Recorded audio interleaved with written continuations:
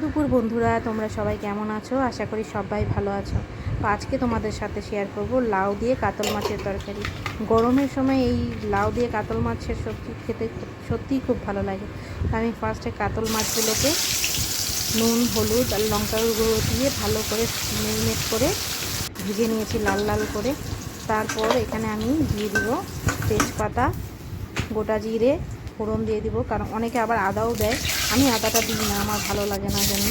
তারপর লাউ দিয়ে দিব, কাঁচা লঙ্কা চেরা দিয়ে দিব, আর দিয়ে দিব স্বাদ মতন নুন, অল্প সামান্য হলুদ, কারণ লাউয়ের মধ্যে বেশি হলুদ ভালো লাগে না, আর অল্প জিরা দিয়ে ভালো করে ঢেকে ঢেকে আগে লাউটাকে সিদ্ধ করে নিতে হবে।